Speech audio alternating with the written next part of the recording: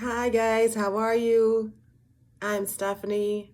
I want to talk to you today about my weekend and about some visions. So, I had to go to a funeral this weekend. I made a wreath this weekend and I did some other things this weekend. Spent a little time with the kids, took care of some bills, the adulting. So, I wanted to talk to you about some visions I've had. And when God gives me a vision, He doesn't give me more visions until I have said what I needed to say.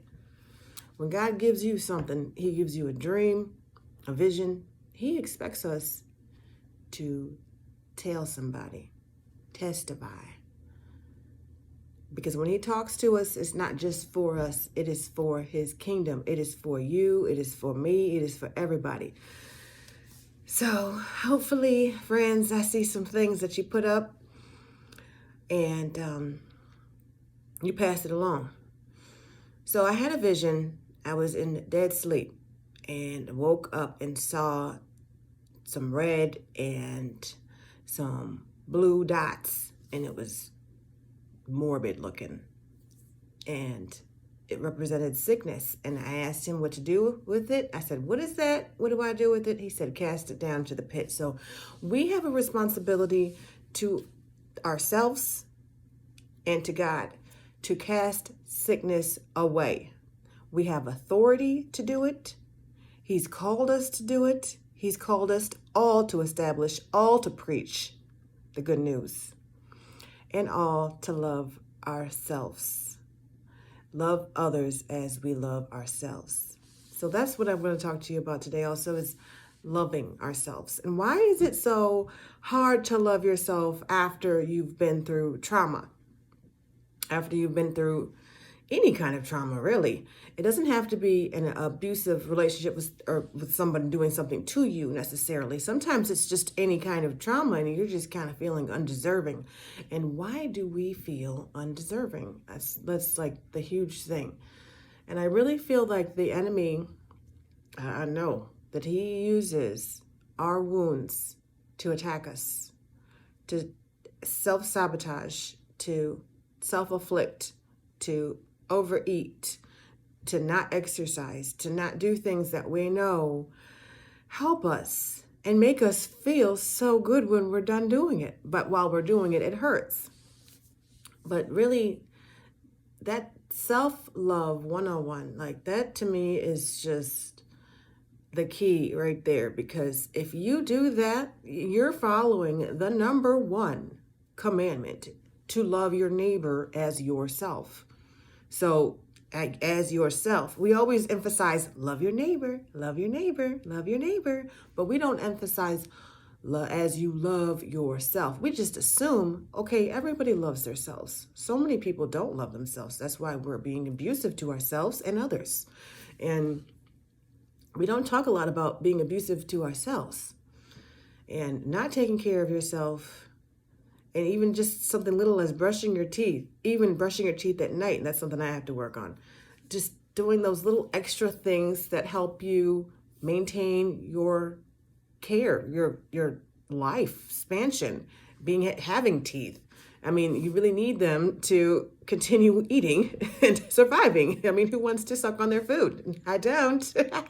So, I mean, we all need to really work on self-care. Some people aren't, hey, I'm not talking to everybody because some people got it down. Okay. They're going to the gym. They're brushing and flossing their teeth at night. They're watching their calories. They're watching those grams. They're watching their sugar. And that is something that, I mean, we all need to do.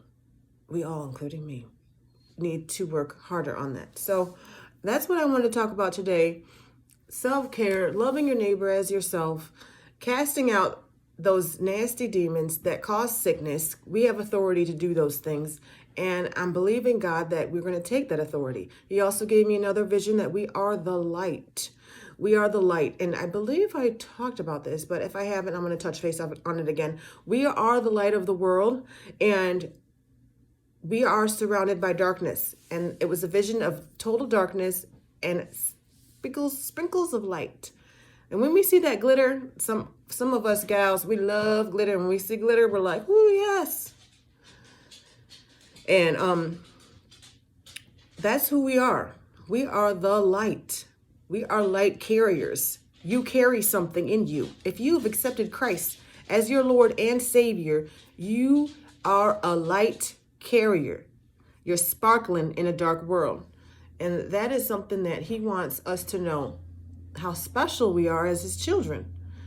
We don't always feel special. We weren't always raised special. We weren't told we were special. But in his word, he lays it down and he lets us know we are somebody. We're somebody in the kingdom. And thy kingdom come, thy will be done on earth as it is in heaven. Therefore, we're special here.